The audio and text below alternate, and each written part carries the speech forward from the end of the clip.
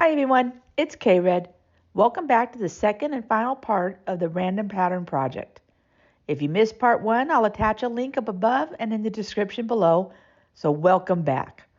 On the day of this drawing, I was tired and worn out after a long day at work. All day I had looked forward to being able to sit down and draw with you all.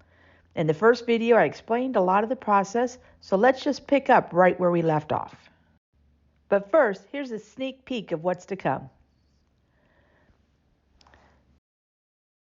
So now it's time to start on this big circle. I divided it up into sections. Try and decide where I'm going to go from here. Remember, turn your page.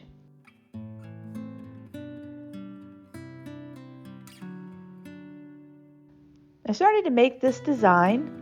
I do believe this is also a Zentangle pattern, but I'm not certain the name. But I realized that once I got here, I was stuck. I didn't really know what to do next. So when that happens, just kind of look it through, get some perspective on it, try to anticipate it, but eventually you're just going to make a line. Just make a point and see. Now if you look, it's not exactly right. You can see that back square, I'll put a little arrow, that back square isn't right. But I'm not going to let that dissuade me. I'm not going to let that stop me. I'm just going to keep going. Keep adding lines as I go along and seeing where it ends up. There are no mistakes. There is nothing that is wrong. We just keep going.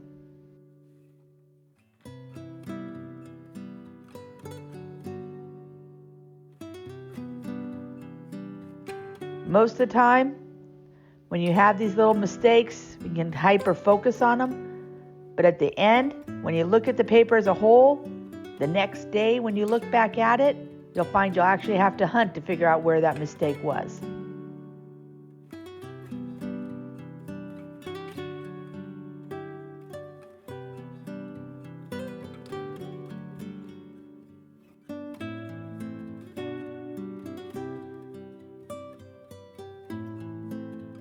I end up trying to fix it as best I can and just giving myself another section to shade to help make up for it.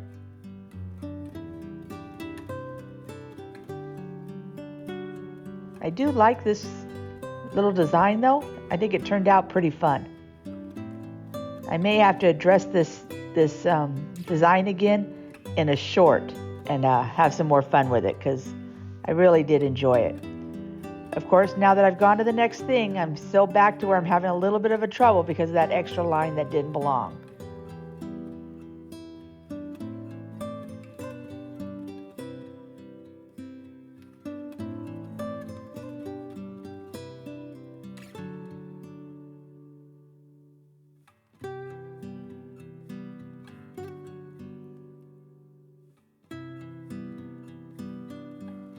Notice I'm back to a little pen, a little nib on the pen, a short one. Varying those nib sizes, varying the pen sizes, if you're able to splurge and get a pack of pens, is one way to make your art better to begin with. Do apologize for the focus that's coming in and out a little bit. I think it picks up my hand. I need to watch some YouTube videos and figure out how to stop that from happening, and hopefully this will be the last, if not one of the last videos that we have to put up with that. I appreciate everybody who's here, the start of my channel, the start of this progress as we go down this road together. I think learning something new is so important. It's one of the best things we can do for our mind and for our mental health, and quite frankly just for our joy. Doesn't matter what you learn. Make my husband crazy because I tend to go through different things, whether it's crocheting or drawing or art or quilting, all kinds of things I enjoy trying. Leave a comment if any of you have done any dot painting or diamond painting, I think it's called. I really enjoy that as well. And I might even do a video on that at some point in the future, even though I know this is a drawing channel. I think there's lots of ways we can relieve our stress. I'd love to hear what you guys do. Love to know what you all do. We can share ideas of how we find our zen or our peace or our calm or our joy.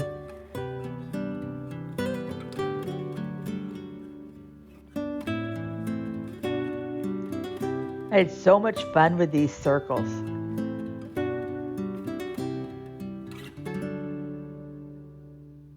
I just kind of had to fight the temptation just to fill the whole rest of the page with just circles.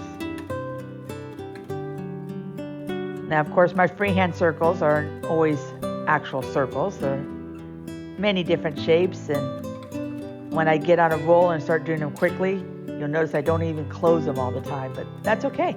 They're fun, and they're unique, and they are definitely one of the things I enjoy the most. As I go through and fill in the background of these circles, it is something I hope to improve on, get myself to slow down when I do it a little bit, to do it with a little bit more care. But I think it makes it look so much nicer. When you look at the ones that I haven't done yet and the ones that I've done, just filling in that back, just those little triangles between where the two circles meet, having those filled in, I think adds a lot to the paper. I think it adds a lot to the way it looks. And I like that a lot. That's a look I really enjoy.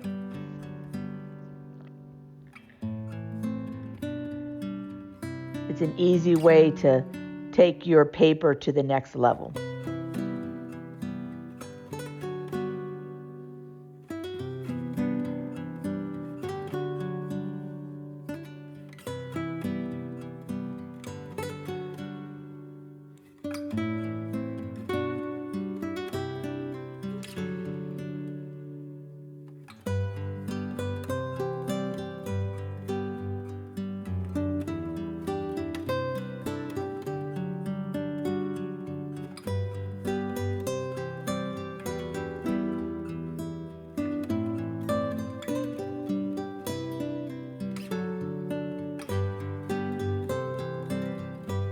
Felt like my page needed a little bit of movement to it, a little bit of a swirl.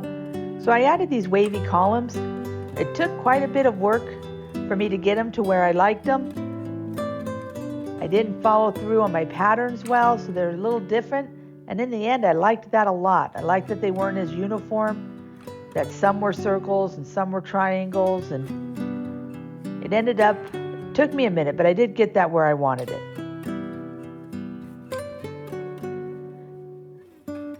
Filling in the last circle. Just a fun, simple design. We've done it before in other projects.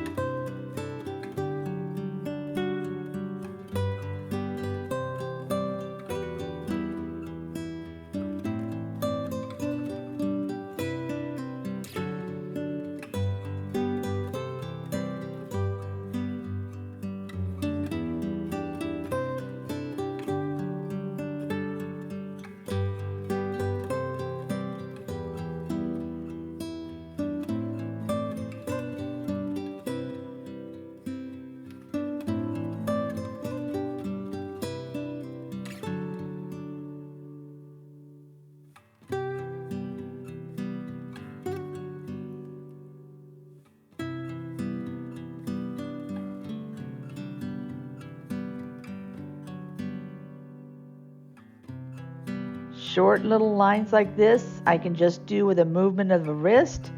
Longer lines, try to move your hand at the elbow.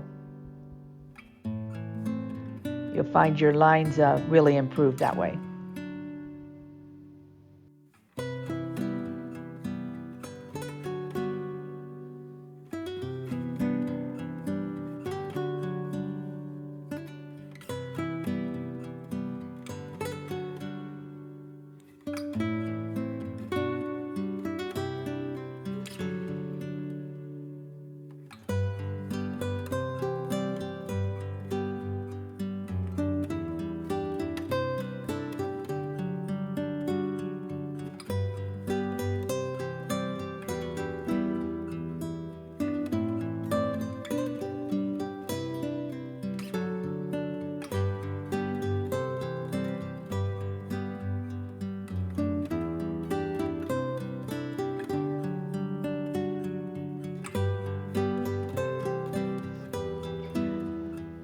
I always love when I do these voiceovers and I come back and I look and I see different patterns that I didn't even really focus on at the time. But this little shell pattern, I've done it in shorts, I've done it in other projects. It's just one of my favorite things to do right now. I added a little swirl at the beginning of it, which is a little bit different, a little bit of a variation on it. But these patterns with these little descending shell-like shapes have just been a go-to. It's been on the corner of many of notepads as I've been attending meetings or doing things, and it's just been my favorite doodle of choice.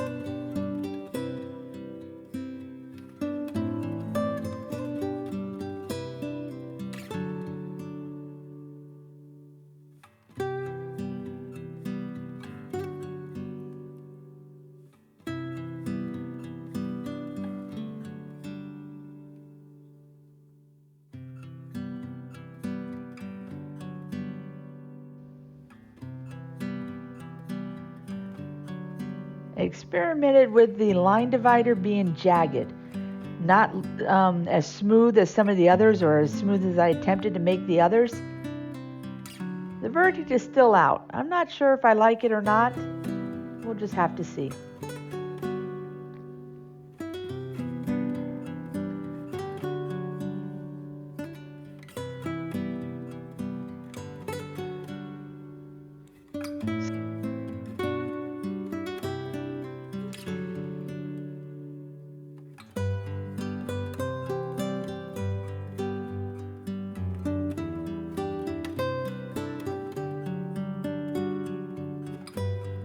So if you've watched my other videos, welcome back.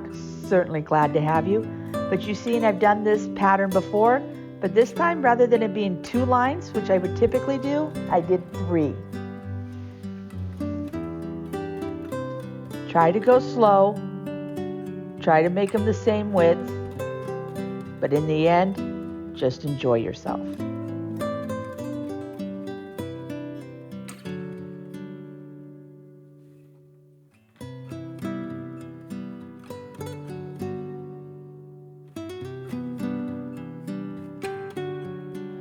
I added these nice little shape fillers in, kind of these curved lines on the insides.